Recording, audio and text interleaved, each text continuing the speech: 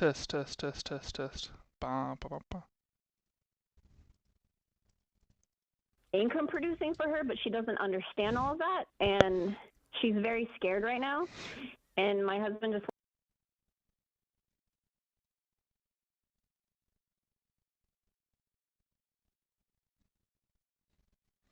Hello. Test, test, test, test, test. Ba, ba, ba, ba. Cool. It's working now. income producing for her, but she doesn't understand all of that, and she's very scared right now. And my husband just is, and she thinks that we're kind of stealing her money right now, which is not the case. We're just trying to back pay ourselves from all the expense we had to put into the rental property. So my question is, because the death is still so recent, do we just leave everything alone for right now? Or should we pursue selling it and buying something that would actually be income producing for her to live off of? And if so, at what time does that make sense to do that? Well, do you guys have the actual authority to sell the house on her behalf? We do. It's been changed over to our names. How old is she? She's 74. Okay, and how recent was the passing? It was in January, 2 months ago. I would wait. If nothing's on fire. Okay. Because you're right. Every decision that you make relationally, you see a pair of glasses that are just covered in hurt right now. Hurt and fear. Okay. And it's gonna. It can hop. Tell me if I'm wrong. It's gonna be a series of. Think of it this way: she has leaned on a pillar for her entire married life, and that pillar's gone. And the person, she may love him, trust him, think he's a good man, but she wiped your husband's booty, right?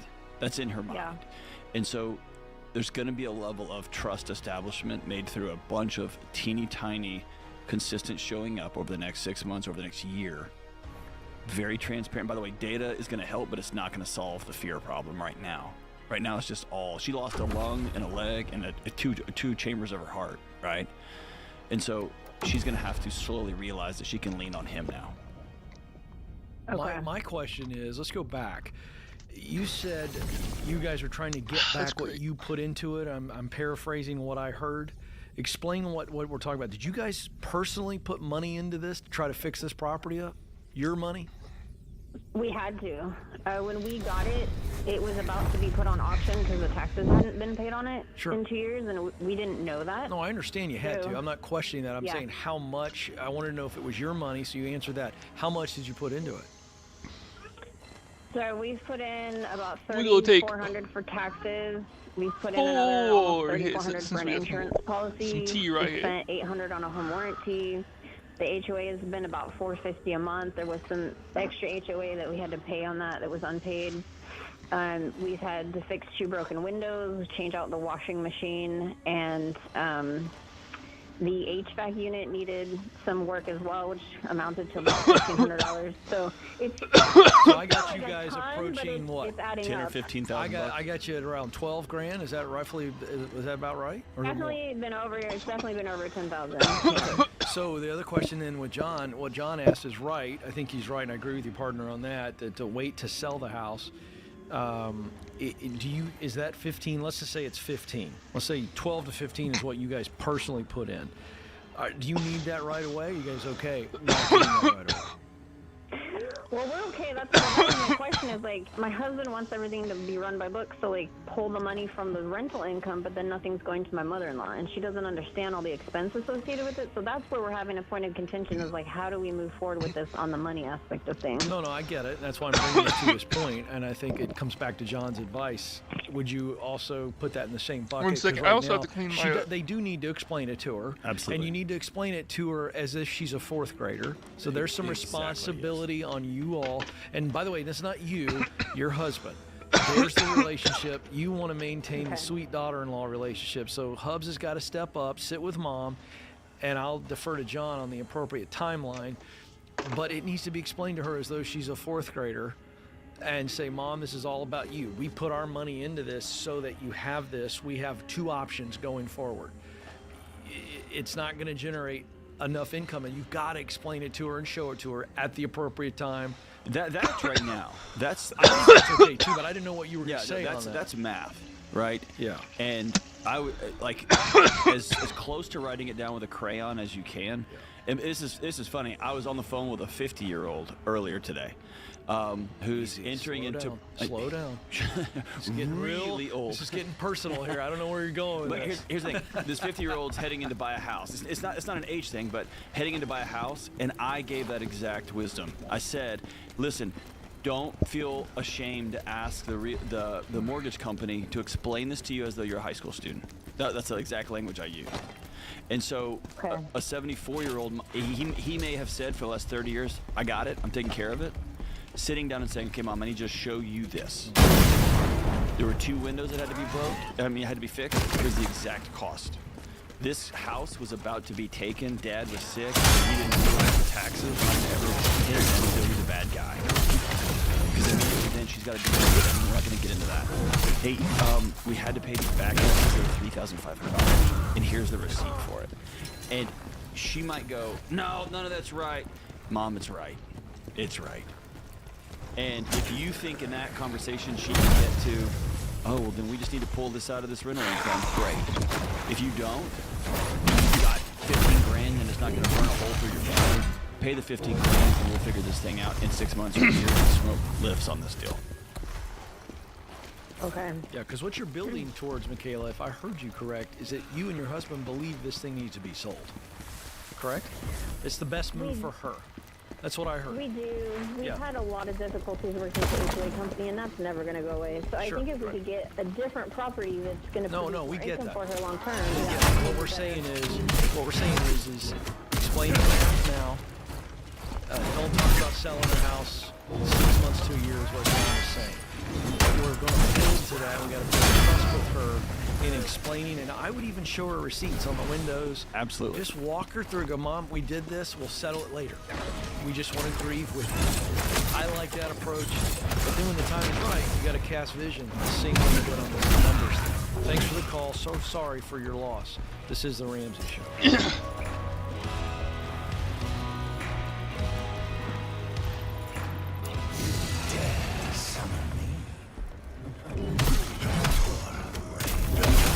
Hey, technology has changed a lot in the last 30 years. Now the hot topic is AI, and I understand that it might seem intimidating. But if you use AI the right way, it's just another tool to help you work smarter and faster, like a calculator or a mortgage term. So if you run a business, you'd better get on board with it before you get left behind. And NetSuite by Oracle offers AI-powered tools that help small businesses improve efficiency and make smarter decisions by bringing all their major business processes into one platform.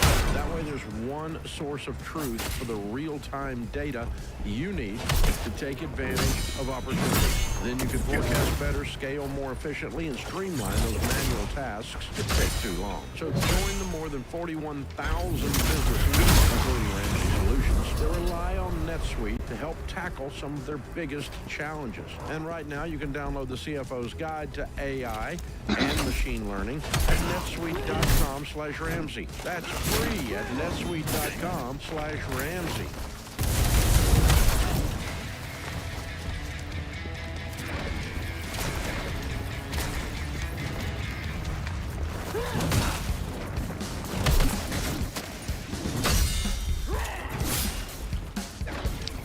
Okay.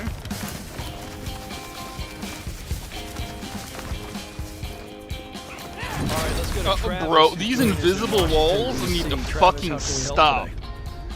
Hey, how you doing, guys? Thanks for taking my call. Sure. My bad. Education and career call. Basically, I was offered a job. I don't know what I'm hitting. I genuinely don't know what I'm hitting. A full scholarship to a top 20. Every time I hit this button right here, it's So my question is, should I quit my job? feels like it grabs onto What the would be the furthest reason wall. for going to business school? What's on the other side of that? I'm just complaining to bitch. There's So no I way he's want doing to that. do a transition from part of the MBA. And all the roles that I've seen and all the roles that We'll get it back, right back. the NBA. Okay. And you're currently in account management, making 150. Did I understand that correct? Total comp, yes. Say that again. Total comp is 150. Oh, your total comp. What does that include? So and then the rest is the comp paid out for RSU. All right, so what are you paying for business? With a full scholarship. Full scholarship. Are you going to be able to work and maintain your current job while you're going to business school, or is this an all-in? I'm absolutely quitting, and because I have to. Yeah, it's a full-time program, so I would have to. How you paying the bills?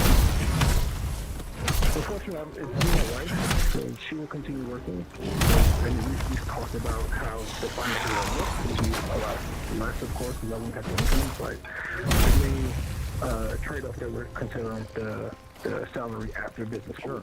All right, let's talk about the current situation first. Do you guys have any debt? No consumer debt. And what's her income? You're going to go from combined income of what to what? Combined 210 annual to about 98. Okay. You crunch these numbers, you guys are not going to be struggling, just a little bit tighter. True or false? We will be struggling. We will be tighter. We do have our funds already that we have the charity, and we also have some money that we have available in investment that we're willing to carry throughout the semester. Okay, so a couple things here I'm hearing. We don't want you using the emergency fund just to pad the income. The emergency fund is for emergencies only. And then I'm nervous when I hear you talk about moving around investments. What does that mean? Well,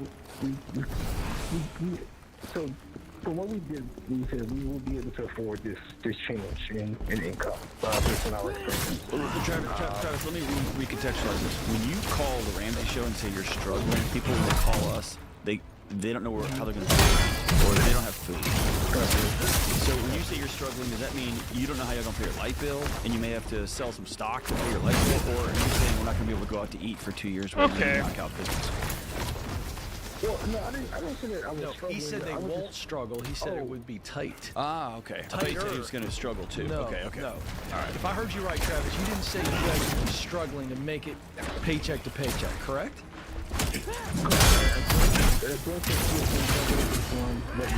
We've calculated, but it will be tight because we're cutting out income by half. All right, well, that's okay. I mean, that again, I calculated a move like this. It doesn't scare me. I just don't want you touching retirement accounts. If these investments are non-retirement and it's supplemental, then that's always something by which we would be okay with that. But really, we want you to cut and not be struggling where you go backwards financially.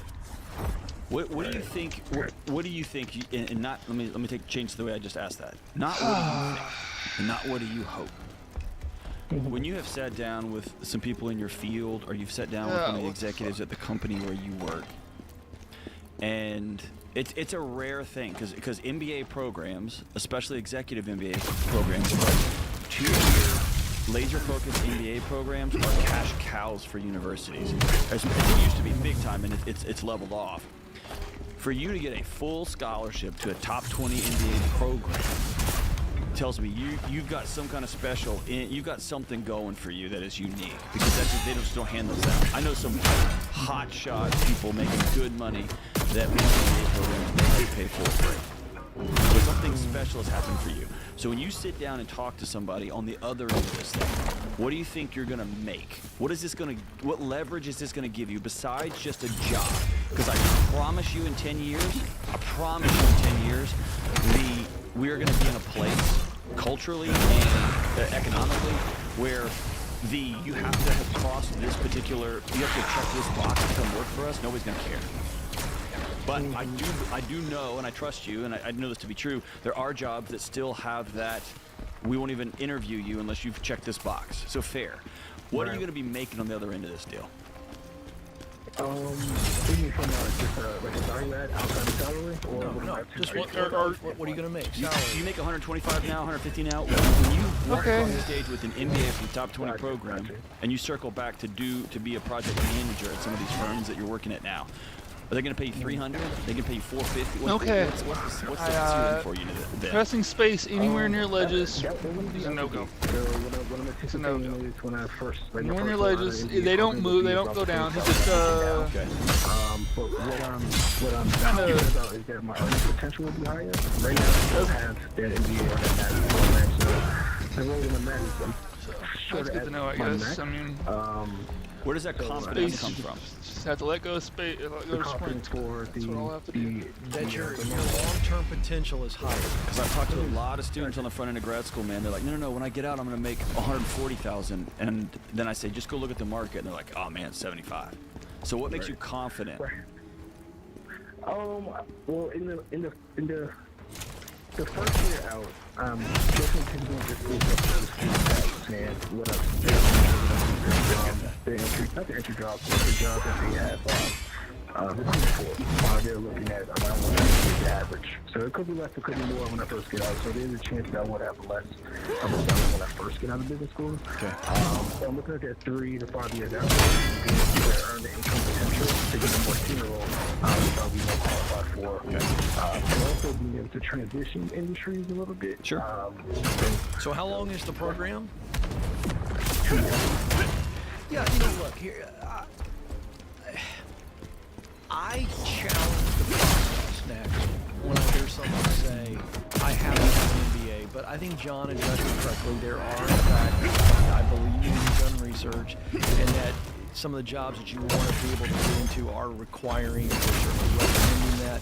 So I'm not going to dispute it, but I really, John just touched on something that I want to jump on.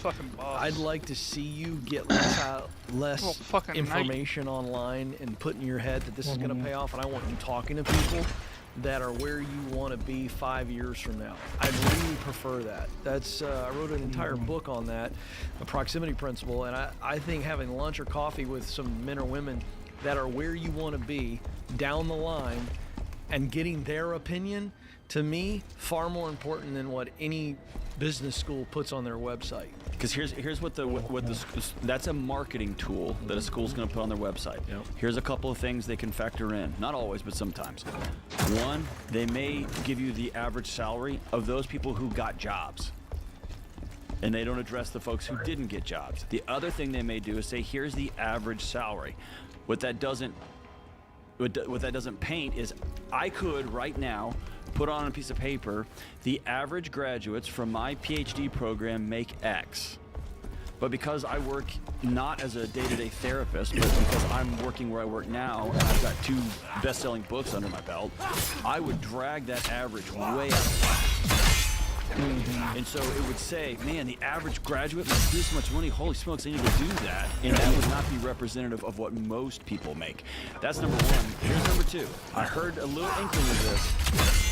If you're bored at your job, or you're just done at where you work, before you take 2 years off, and by the way, I'm as pro higher ed as anybody in this building, right? I'm as pro go get a free MBA. That's a great question. But if you're just bored at your job, you're done with it. If you're already pulling 125, 150, I think you've got the skills to go be a project manager somewhere right now.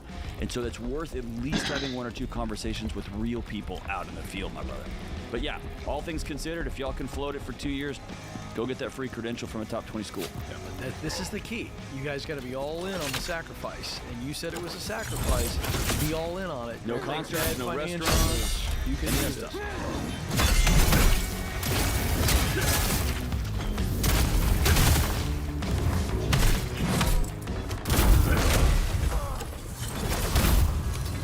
Hey guys, I'm super excited to announce that 2 of the GOATs of sticking to a budget have finally teamed up. That's right, Ramsey and Aldi are partnering together because, well, groceries cost a lot of money. And besides that, most stores are designed to trap you in a maze, a sad, expensive maze. But Aldi is different.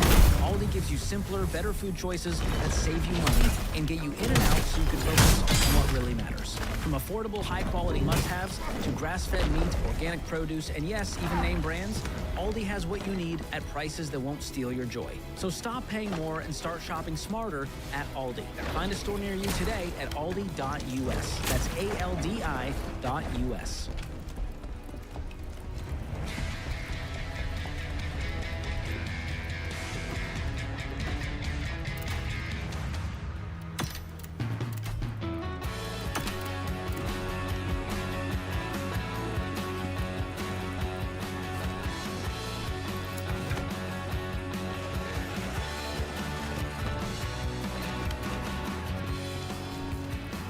Well, Dave Ramsey and Dr. John Deloney, my co-hosts today, are going to be heading out on the road, several cities. We got Louisville on April 21, Durham April 23, Atlanta April 25, Phoenix May 5, Fort Worth May 7, Kansas City on May 9th. It's the Money and Relationships Tour. Dave and John are going to be out there taking your questions. A little bit different format, John. Give us a little bit of a preview of this event. The best way I would suggest it, it's going to be stuff people haven't heard before. The principles will be the same, but the stories will be different. The interactions will be different. If you ever wonder, man, what do these guys talk about when the microphones are off? And what our fearless leader James edits out of the show, that will be live. It will, like I said, I've said a few times with Dave, I don't usually get nervous on these big events. I just think they're fun. I'm kind of puckered up about this one. This one's going to be fun.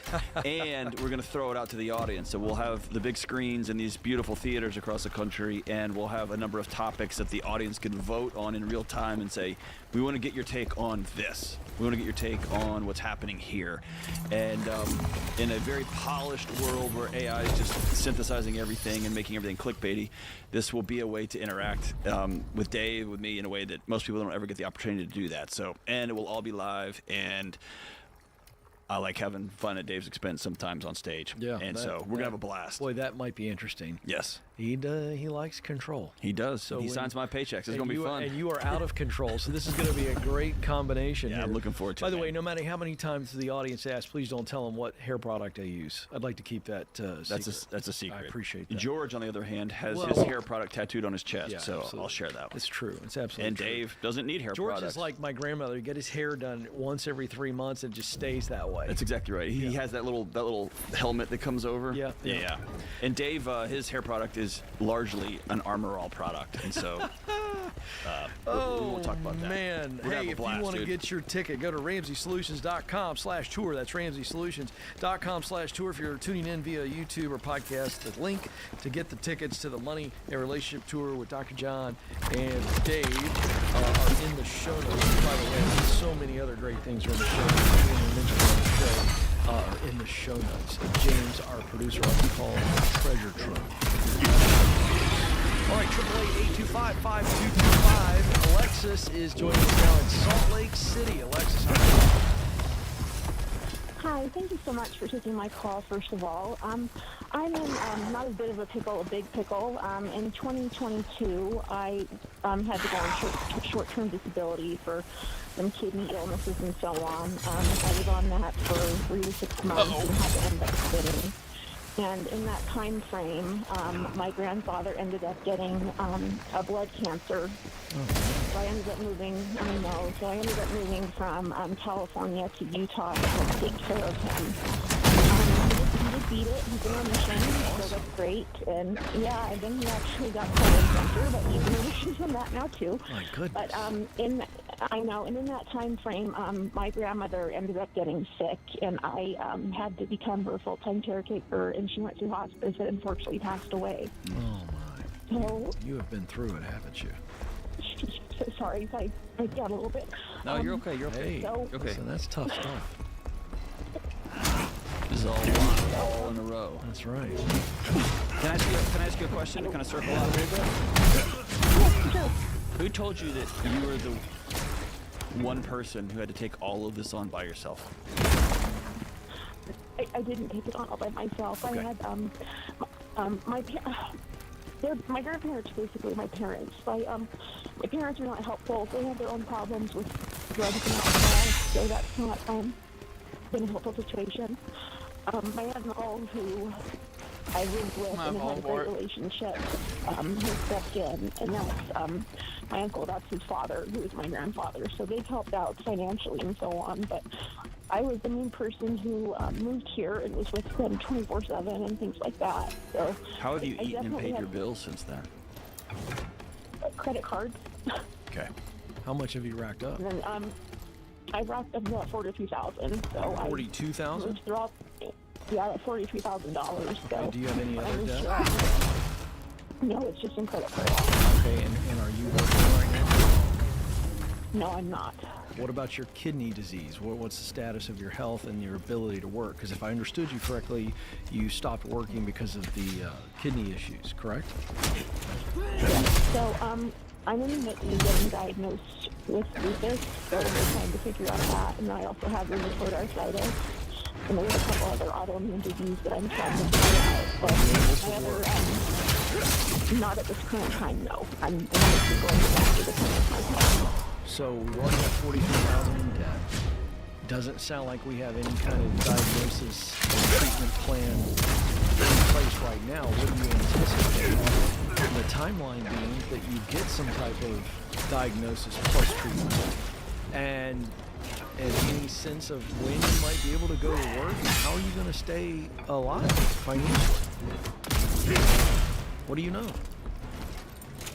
So I'm hoping in the next 6 months I can get treatment for the diagnosis. I have been diagnosed with rheumatoid arthritis. I have tested positive for lupus. It's a symptom-based disease. I guess I'm hitting the button right time. Limit, what is and what's not. So Any sense from your doctors as to when you would be able to work? No, not really. The waiting time to get to a specialist is pretty hard. I've been meeting with different neurologists and different rheumatologists, different GPs. What's the plan as of right now to be able to fund your life? As of right now, what I'm looking at is I'm trying to see if I can do some part-time marketing. I was immune. I'm also looking to see if I can do some part-time dog watching or dog sitting just to bring in some type of money. I'm hoping in the next 6 months I can get a diagnosis and get some semblance of my life back. Well, the diagnosis it's not going to be it's going to be a conversation. It won't be a magic wand. No, I know that, but I think an answer would help. Sure, absolutely. Like not being able to trust your own body is a terrifying proposition, no question. And so, is it okay if Ken and I love you in a way that we tell you the truth that probably nobody has? Is that okay? Okay. When it was about caring for you, somewhere along the way you got the story that you're not worth caring about.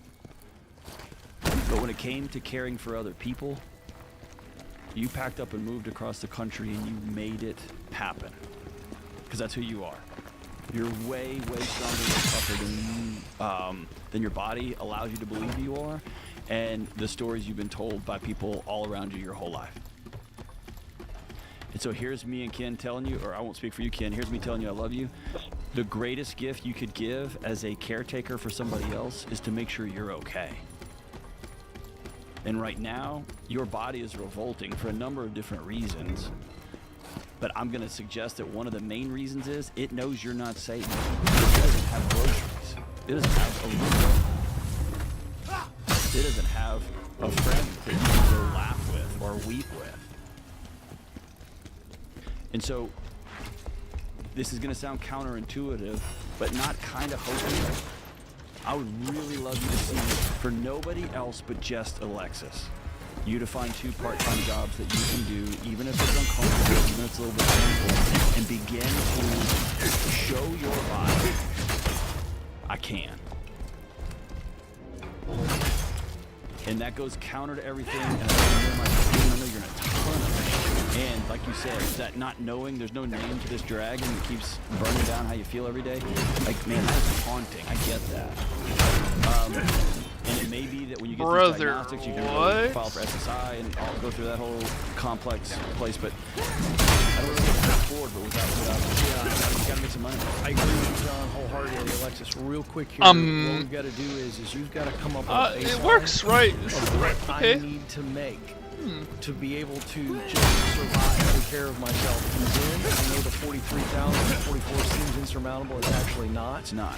Don't file for bankruptcy. Yeah, please don't sign up for income credit things. Just get yourself above water by working the 2 jobs or whatever. I couldn't agree more with you, John. And that means care about you as much as you care about You've got other people in your life. You got what it takes, Alexis. You got to fight right now, or this is going to get way worse.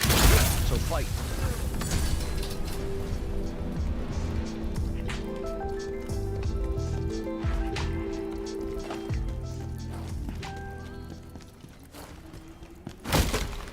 Rachel, do you ever get these sketchy text messages that are like, hey, you need to update your address and verify so we can get you the package you didn't order? Yes, I have, George. Sketchy, and Never trust them. And that's why we recommend Delete Me. They help with that. Yeah, they do. Delete Me actually goes in and removes your information from data broker websites, and it is an incredible service that everyone needs. And there's a lot of shady companies out there that solely exist to sell your personal data to bad guys. And that means your info, like your email address, your home address, your kids' names, your name, everything is just out there for scammers and spammers to find. So much. But Delete Me will delete your data, hence the name. It's gone. They'll wipe it out for you so you can sleep easy. That's right. And then once they remove your information, then they're going to send you a detailed report telling you where they found your information, when they removed it, how many hours they've saved you. I mean, it is incredible. It's so detailed and it's beautiful. Get this. So far, they've reviewed 27,000 listings on my behalf, removed me from 240 data broker sites, and saved me 77 hours of time. It's incredible. Absolutely amazing. And Winston and I now get fewer texts, weird emails, spam calls, all of it. I love it. So you got to be sure to check them out. Ramsey fans get 20% off their annual plans. Just go to joindeleteme.com/Ramsey. That comes out to less than $9 a month. Super affordable. Again, that's joindeleteme.com/Ramsey. Make sure to check it out, you guys.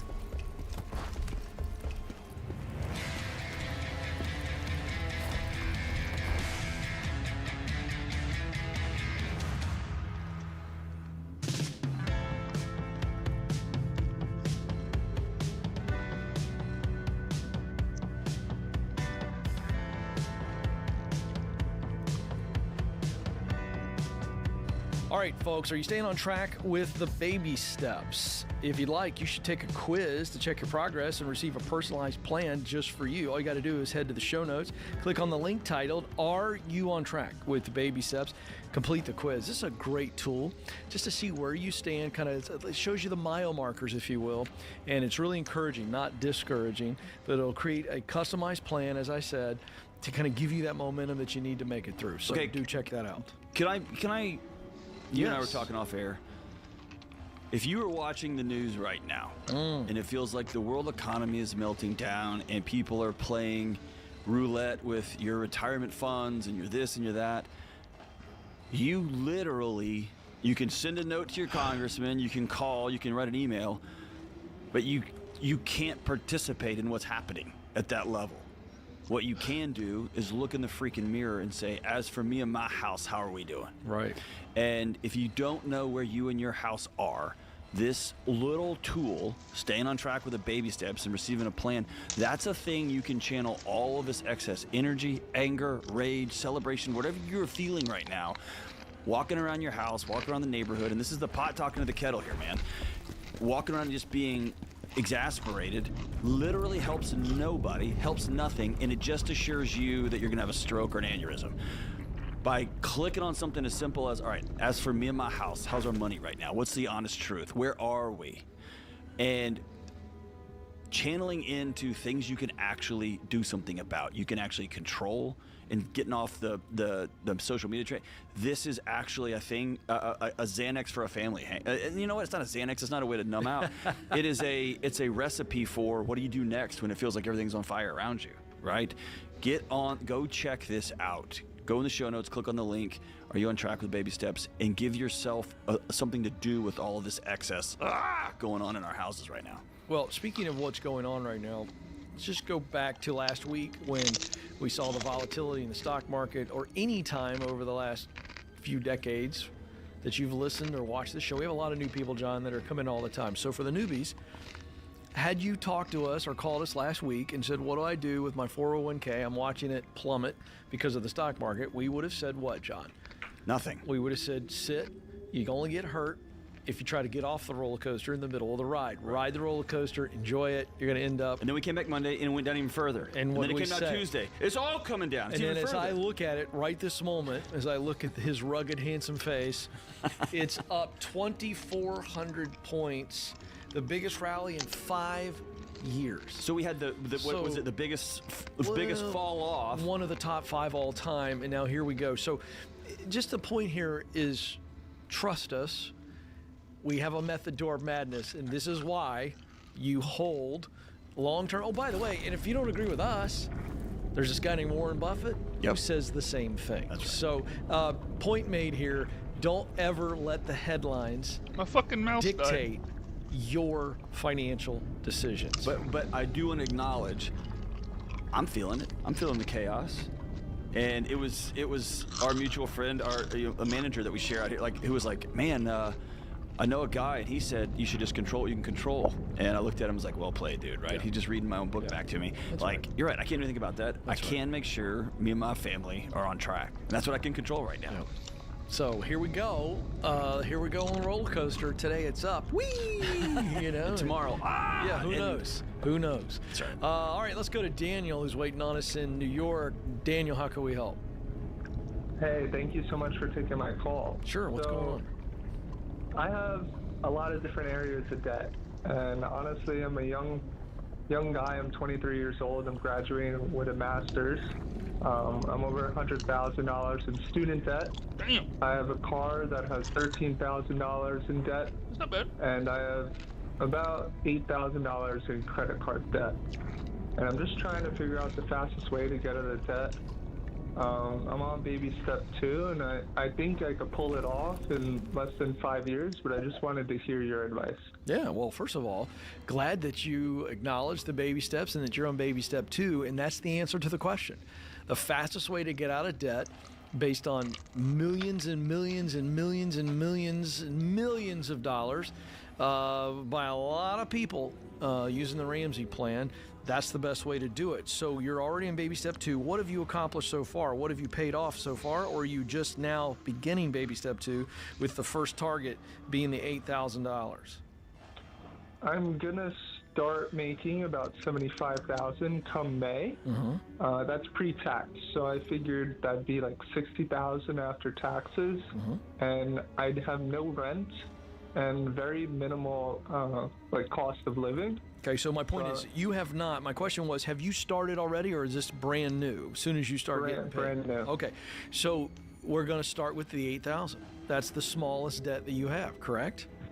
Yes. Okay, so your minimum payment on those credit cards, we're gonna go minimum payments on everything else, but we're going to go above and beyond the minimum payment on the 8K. So the car and the $100,000 student loan were just minimum payments on those, okay? But you're going to put every extra nickel that you have towards the 8K. What do you anticipate the payoff of the $8,000? How long will it take you to pay off the credit cards? I think in 2 months, 2 or 3 months. That's huge. What's your combined payments on those credit cards? Minimum. Probably like $200. Okay, great. So we take this. So once you walk, so you're walking through this debt snowball. So once you pay off the 8K, you're going to take that $200 and you're adding that to everything extra that you've been pouring in. And so now we're going after the car. And so that's how you do it. Every extra cent you've got above and beyond that car payment, plus the $200 that you've been making in minimum payments, and you're going to knock that car out. And then the big boy is the only one left, and that's going to take some time. Let me ask you a question about But you can do it. that 100K. Did you consolidate it all into one big lump, or is that 10 different loans, one at $900 and one at $62,000? Right now, there are 5 different loans. Okay, so here's what we're going to do. We're going to take all of those loans, and we're going to look at them individually. Yep.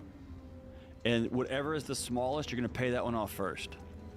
Would you recommend consolidating them Please, into God, one don't loan? do that. No. What are your amounts? Right now, there's one that's there's 2 that are 20,000, one that's 50,000, and another one that's 30,000, and then there's a really small one. What's the really small one?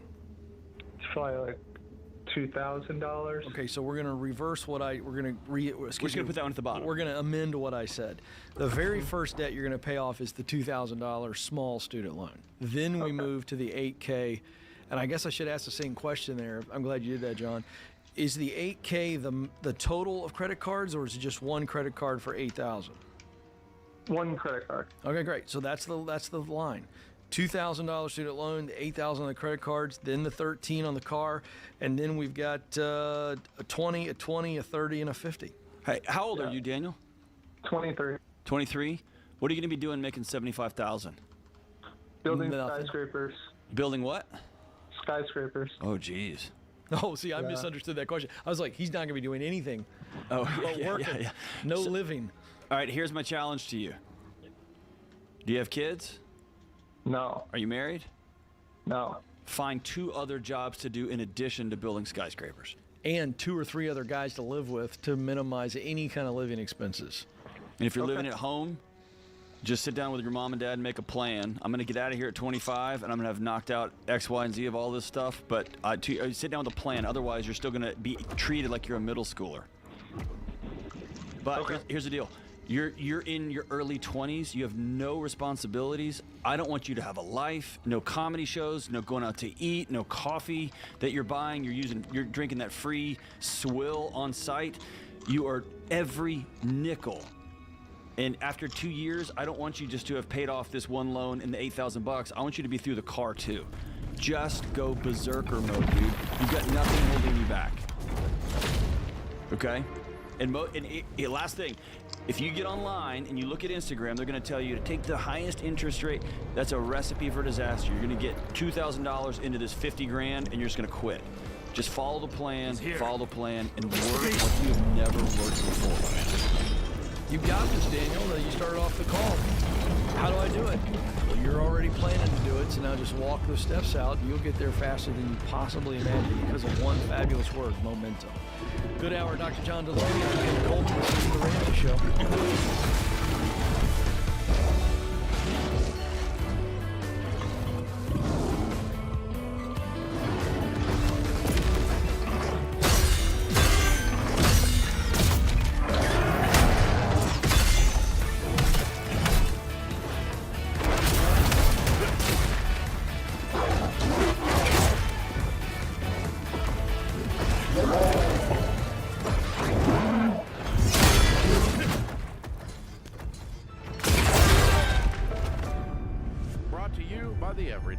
Start budgeting for free today.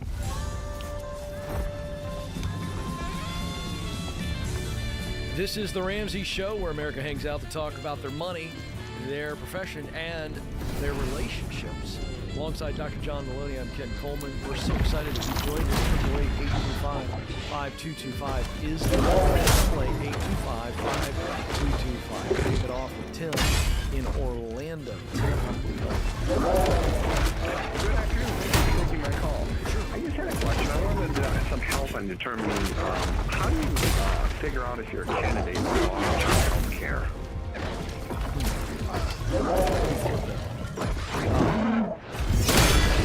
Determine calling us on long-term health care. What's your position? What are you thinking? What are the circumstances? Well, my wife and I just retired this past June, and are you comfortable with, or would we be comfortable with being self-sufficient as far as self-insuring? And then, sorry. That's the factor. So I was curious. I didn't know if you were going to give me some kind of health of situation or some I health might have history. been out of But the bottom line is that if you can self-insure because of your investment portfolio, your retirement position, then you wouldn't need it. It would be a general answer. All right? So what's your situation? Explain it. Well, as far as health, we're both very healthy. 60, my wife is 57. And we live up in the and as far as financing and stuff, we probably have about $1.7 million in stocks and stuff like that. I hit the button. Our house is probably valued at about disagree. $300,000. I don't know what else to say there. I watched myself in my peripheral hit E. We are debt free. We don't own. We don't owe anything on anything. Why? Yeah. John, I in that situation, I mean, I don't think you have a huge, your net worth is going to continue to grow. You said you're 60? Yes. And you have how much in your account? About $1.7 million. I'm pressing the damn button, bro. I don't know. I got choked. I'm pressing the government. I mean, I don't know what I'm missing. That may disqualify what I'm about to say. Your estimation is about $3.25. That the average American is about $325,000 after retirement. And so, and I say not after retirement, but to handle the crisis. Most people, about 83 people, live in a long-term care facility for 5 years. Okay. So I'll tell tell you. My dad was a policeman. My mom was a teacher and a professor, and they're not wealthy. About 10 years ago, or mid-70s now, about 10 years ago, for Christmas, they bought the kids. They got long-term care insurance for themselves. And that was one of the greatest gifts they ever got. They didn't have $7 million to the retirement account, and at the time, they didn't have our house. And so, if push comes to shove, I love the idea that y'all are healthy. You go get checked out with doctors, that all that presents that well. For Ken and I, our whole job depends on everything was going just great, and then the wheels fell off, right? And so I want to always hold that y'all doing everything right, and life happens. It happens to all of us. And, man, you guys are in a pretty good position. And assuming that we can get through weeks, months, years, decades, with the last 80 to 100 years being similar to the next 10 to 20 years, you can expect-ish that 1.7 becomes 3.4 by the time you're 67. And that 3.4 becomes 6.8 by the time you're 75, 74. That can support sure. But, you know, run the numbers out. And it comes down to your tolerance for risk. But based on the numbers you get and the amount of time you spend, I think you guys will be fine. I don't know but I also would say in your position, you can afford it too. Right. And that's like, for me, I'm just trying to project myself. If I got $1.7 million in retirement accounts and a pay for I would probably let health insurance expire at 65 or 67, like whatever age you have that set to expire. But if you have an extra, off the top of my head, I'm making up the numbers. And if you make those guys, I don't know how much care insurance costs, whether it's $300 or $800. But if that's a payment you can stomach for the next decade, and it's just going to let you have a little more peace in retirement, and I'd throw that out the window. You might spend that on fishing gear and coffee in retirement, right? That's right. I don't understand. Yeah, and as far as like our health insurance, I'm a retired teacher. So our health insurance, we pay about $350 maybe a month to cover my wife and I for the rest of our life. So that's phenomenal. Hold on, can we double click on that? You're a teacher. What did your wife do? She was in property management, and so elementary, and she was in property management. So what's the most you guys ever made? Probably around maybe about 170. Oh my! Yeah, fuck. Yeah, and I mean we just got to the point where we doubled down on our house payment. When we bought our last house, we did a very short mortgage, and we just doubled up on everything. That's awesome, man. Congrats. So when you started this call, which way were you leaning? Were you going to buy it, or were you leaning against not getting it?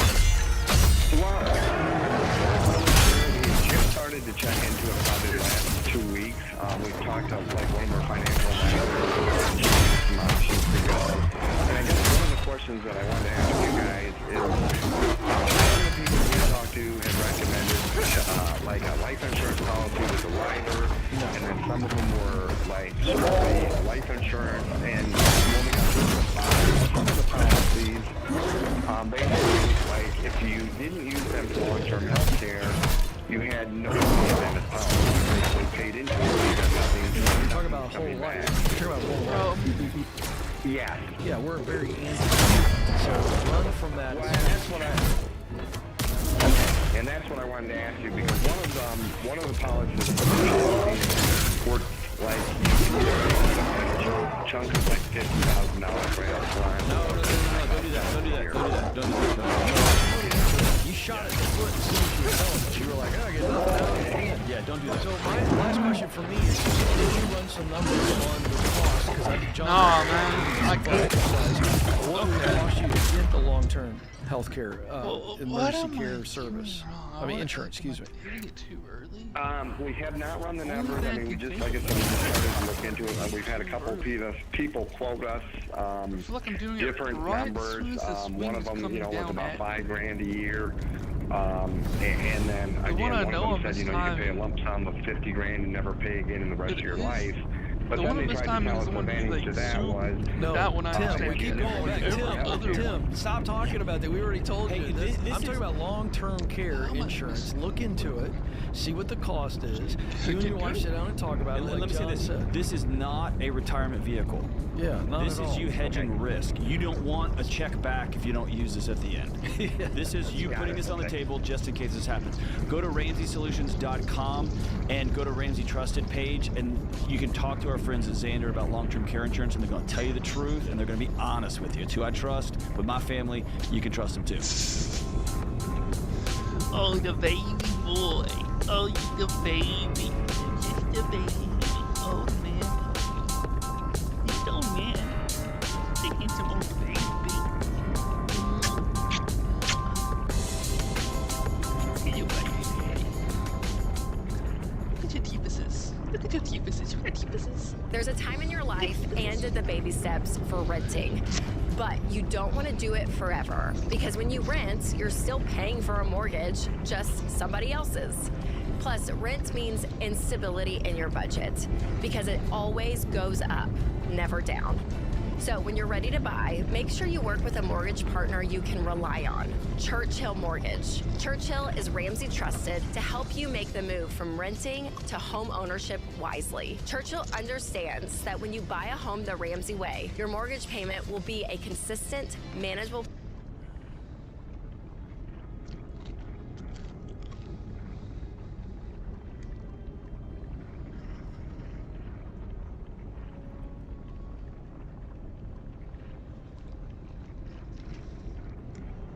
Girls all over the world. I feel like fat influencers die more often than emo influencers, and that's really saying a lot. Fat acceptance is a cult. Just a reminder that I am very fat and very sexy. And I am 100% glorifying obesity. I want to inspire big girls all over the world. This is what I manifest. This is what I manifest. These are the people, by the way, that are talking about how Stellar Blade has unrealistic proportions. These are the people that are shaming cosplay girls on Twitter. How dare they? That's every single day. Dead at 37. Choo choo. Choo choo. It's bad, bro. It's real bad. I'm fat and I'm sexy. I'm fat and I'm sexy. Sure, Keep saying it. Maybe one day it'll be true.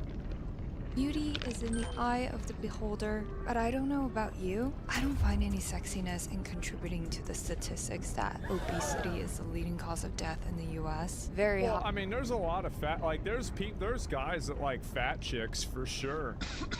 Like, I mean, but that's not a lot. There's not a lot of them. There's a lot of guys that don't like fat chicks. There's probably more of them that do. Yeah. I know. Just because I'm fat, that doesn't invalidate the things that I say. She died. You ready to get super She does. She died too. Today I got the big Fruit Loop. He's dead. Join Jesus, 33 and 37. me on my Fat Positive radio show. I was expecting something different to happen with that share, and I am disappointed. I was, man. Didn't last long because she died. Unlike how Dove or the new wave of Yeah. Victoria's Secret wants you to believe, healthy beauty does not come at every size. Well, And the reason why they do this is because, so you have to understand that there's a lot of these girls, and like I think that women do this a lot. One of the sickest things that I think girls do is they like gassing up fat girls and making them feel good about themselves. But I think that the reason why is simply because they don't feel like they're in competition with these girls, so they can do it comfortably. That's the reason why. So they gas them up, and then they end up dying. certainly not at a lot of the socially noble, body positive plus sizes. Yet it is absolutely not wholesome to point that out. So much corporate glorification has been done to powder the fat elephant in the I mean, this is just fetish shit, right? I mean, like, there's all kinds of weird shit like this. I wouldn't even really think much about this. through. That obesity is in fact a disease, not a bragging point. But corporations don't want you to get well because there's a gold mine in fatness. Not just yeah, think about how many McDonald's there are. There's so many McDonald's. Like, if there weren't any fat people, what would they do? in convincing you to shed it, but also for you to keep it. Take body positive all-star Dove, for instance. Real beauty comes at every size. They stretch out their Honestly, I think that Dove, if they want to make a fat label or like a fat product, they should call it Penguin. Because penguins waddle around a lot, they can't fly, and they just roll around on their belly. bottles and video game figures to slap on words like beautiful, sexy. I know damn well I'm hitting the right button here. They have to accurately or actively try to make it seem like it is skinning. And also, one thing that you've noticed, and I don't know if anybody else has noticed this, is that with a lot of these like fat activists and fat influencers, 95% of them are women. And the reason why is that the whole fat acceptance movement is derived from fat women trying to sigh on men into dating. That's the entire thing. That's it. Beautiful, sexy, confident whenever they can. Like every other human, I wanted to believe that it was to support the self-love journey of women and leave it at that. But no, I decided to ruin my day and my trust in humanity by researching a bit more That was and cool. found out that Dove is owned by Unilever. And guess what else Unilever owns? Benefit. So you call this you call this and if they fully want to go all the way, they need to buy it. Reese's ice cream, Magnum ice cream, and many other ice creams, Hellman's mayo, and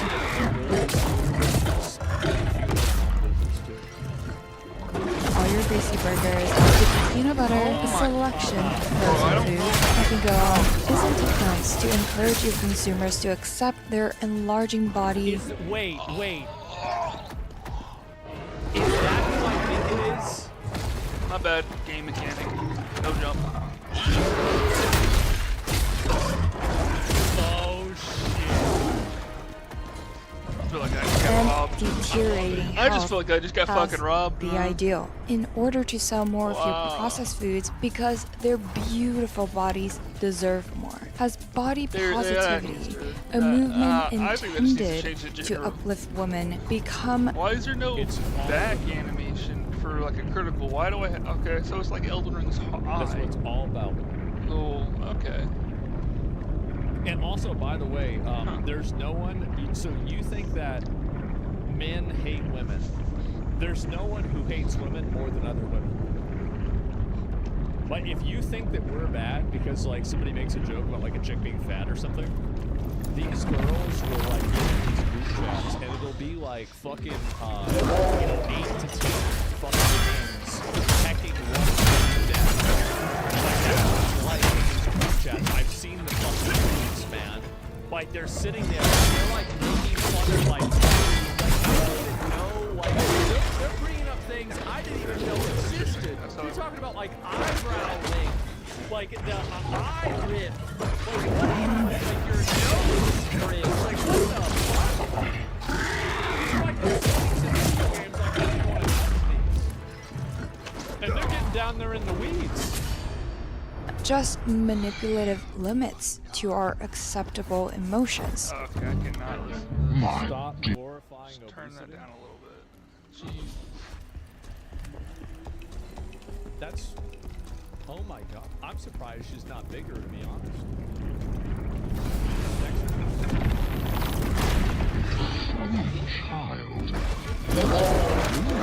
It's what I do. Is it why?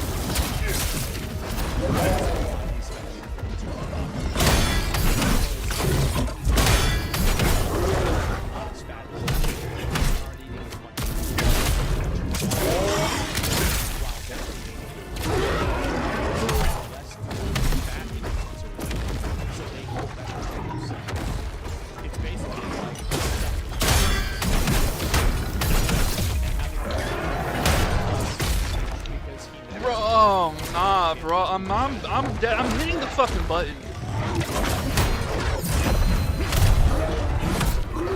A cover for big food, big farming, and big pharmaceutical companies to outlawed a nation of increasingly sick people. None of this is a coincidence. So the industry has engineered the list. So I'm never gonna get that working on maximizing Quote, we like the fact. Pick any kind of processed foods at your local grocery store, for example. Some Kraft mac and cheese, a Nestle drumstick, pair it with some Kit Kat, Coffee Crisp, Smarties, and why not throw in some Laffy Taffy? Pop in the Kool-Aid and 4 cans of Dr. Pepper to keep hydrated. Oh, and can't forget the Oreo and Chips Ahoy. 4 cans of That sounds like a really good breakfast. Fanta for the vitamins. Fanta. This one has conventional beauty standards much more accepting and ambiguously defined.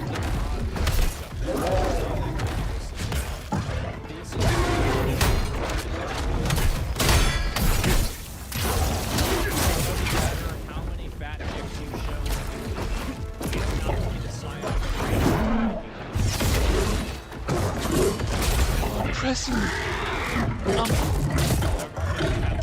I don't think I mistimed that either. By giants, guess conglomerates who sell you anything from chocolate to ice cream to frozen foods, and that is when their body makes sense. Not saying that all body positive and fat acceptance campaigns are there to manipulate and trick you into the body fat percentage without limits. And that is exactly Bro, like, nah, bro. I'm seeing it coming and I'm hitting the button. so much of the message comes actually from scary and perspective to help remove the stigma around plus-size people. But also, so much fat glorification and disguised fat acceptance. When the majority of your stakeholders need to make money from selling frozen pizzas and ice cream, the votes are not for you. Hiding profit generators.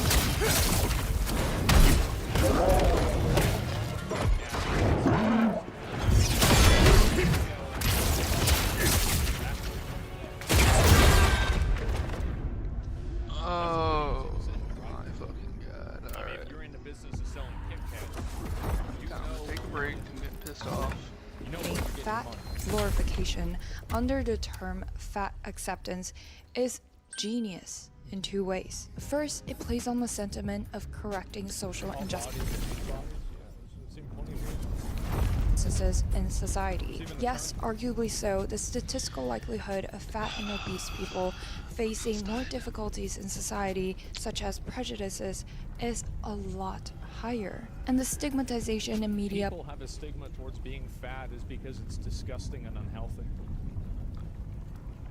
That's the reason why they have a stigma to it.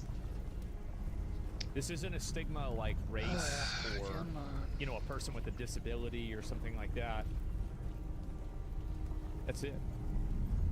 brought unfair shaming to obese individuals, which should never be normalized. But glorifying obesity, the disease, as I think conventional. it's very easy to understand the difference between shaming and attacking a person for being overweight and acknowledging that being overweight is not equal to a lifestyle of being thin.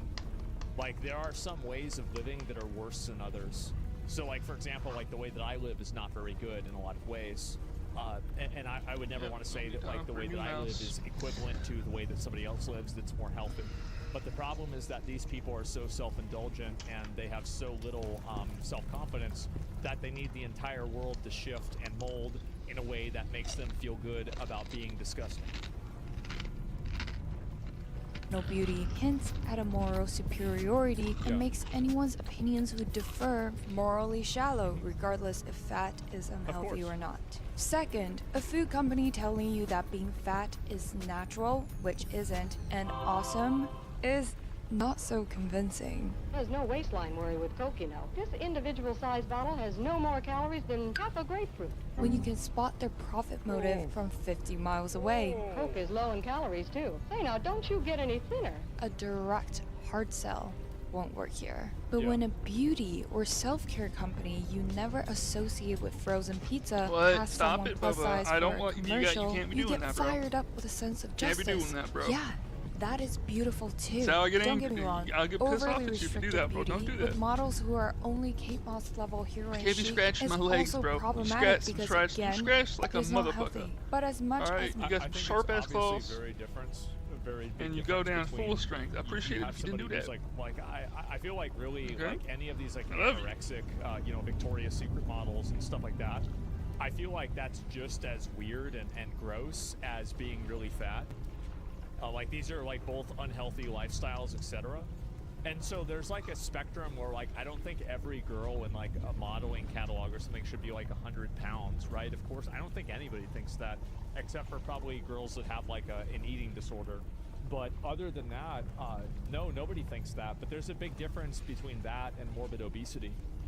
many wish, the spectrum of healthy does not stretch over to obesity. It is amazing that women of all sizes are loving and accepting who they are, but genuine self-love and confidence comes from within, and not society telling you or some ads telling you that your size is also quote-unquote beautiful. What we're talking about here is not the opposite of fat shaming. For shaming someone for any reason is not acceptable behavior because it does not come from a place of genuine care, of wanting to help them be well. We're talking. I think that's what happens. Like 95% of like fat shaming is just somebody looking for an excuse to make fun of somebody else. That's it.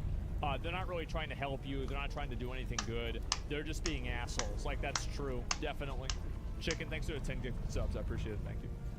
About the glorification of fat, disguised as acceptance. Positivity is toxic because it pretends to be rooted in compassion and kindness, but in reality, it encourages women to engage in very destructive behaviors. Do you remember what I said before about how like so many of people's values and the things that they promote are just simply ways for them to, signal their virtue and signal that they're a good person, and it's not actually about helping anyone other than themselves and making themselves feel better. This is another great example of that. This is a perfect example. Women to be obese, unhealthy, and be averse to personal responsibility and discipline. If you think most body positivity campaigns are to help you love yourself, I'm sorry, honey. Corporate America is a surfacely sweet but extremely cruel place. It's like, how can you not see the problem? They have to see it and just not care. They have to just be like, well, we're gaining profit. Do you see how much this McDonald's is making? Put another one across the street. There is nothing wrong with fat acceptance. Acceptance of reality is the first and most essential step to fat acceptance has to be also the acceptance that being fat isn't healthy. I mean, that's what I think. Or any type of progress. But the importance of what to do after accepting the reality is often neglected and never talked about. Telling fat people to keep eating the way that's not serving their health because they are beautiful is like telling an alcoholic to keep on drinking because they're fun. It's the easy. Well, that's what people do, though. They do that all the time. And the reason why is because it makes them feel good. It makes people feel good to say how they're accepting of fat people, and it makes people feel bad to say that, oh, well, this isn't healthy. It's all about how somebody feels, and it's not about the person that they're trying to signal empathy for. 3 motherfucking hits, Bodie. What you call it right when I had to go through this person kill themselves as long as they can make them feel good. I got it. Where you at? Oh, you doing that tour? Are you fixing to? Profitable thing to do.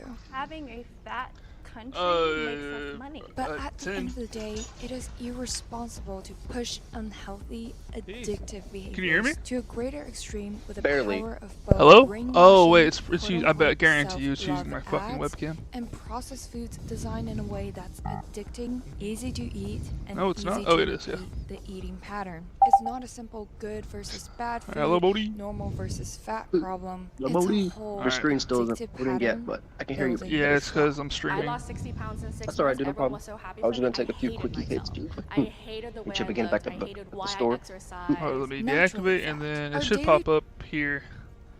It's one click of a button. It's pretty easy. Yeah, dude. That camera's so nice, dude. Dude, it really fucking is. I gotta go buy me a new mouse, man. Oh yeah, like your mouse fucked up, dude. Eat some cheese. It just uncheesed up, Bodie. Damn, Bodie. Well, hey, at least you got a little something saved up, so you know. I'm sure mouse just like what, like a 100 $30 or something. something. No.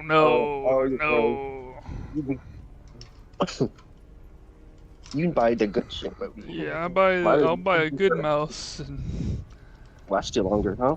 yeah, way longer. Fuck yeah, dude. And hey, at least you have those savings too, and then you got all that other stuff planned up too, man. Yep.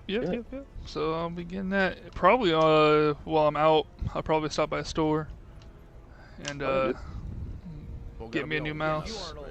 We are. That's like Great, man. you go back and look at the early Dave be before the great, Mont Blanc was in that same starched pocket. Are you doing the YouTube live streaming too? Yeah. The two. That's dope. Hell yeah, I'll have to go and watch that shit too. That's awesome. No, I just had the gold. Just too. the gold. That's all I Old school mouse. Oh man, I'm using Logitech G3. It's a good one, but I think I replaced this one for a reason. Always happens for a reason, Bodie. /store. No pins will be sold. Oh shit. Only books. What's going on? What the Kim is fuck? with us. Kim is in Chicago. Hey, Kim, Is your how are you? computer messing up or something? Yeah. You guys doing well? Thank you for taking my call. You mean to fuck you up, dude? Sorry, my call fucked you up, bro. Damn it, man. It's not your fault. It's plugging things in and out of the computer that fucks it. It's like the left fucking. Okay. So left mouse button works. Okay, Alt F4. Holy fuck. Okay, so what's going on here? Alt F4 here. What is on my fucking screen that I can't fucking? Man, I'm pissed off. What's going on? It's just this mouse. Yeah, it's just this mouse. Yeah, that's why I replaced it. Okay, well that's unfortunate. Never mind. I'm not doing that. I'm gonna pull this out. Throw this away. I don't know. Don't know what I'm about to do. I'll take a hit though. That's what you're fixing to do, my nigga. Hell yeah. Throw both these mounts. I don't want to throw this one away yet, because it seems like it's just. I don't fucking know, dude. Let's see. Oh my god, fucking throw you away. And I'm like, well, I might still need you for this. Well, until I can see if it's even still getting the power from. Nah, it's not. Yeah. Just let it do its thing for a couple minutes, I guess. And... Well, I could just 3D print a new mouse, dude. Yeah, for sure. I think all you need to buy is the electronics. No, that's something I could possibly do. Is I could take like clay or something. I could have you sort of like squeeze it to kind of like make like the perfect size mouse for your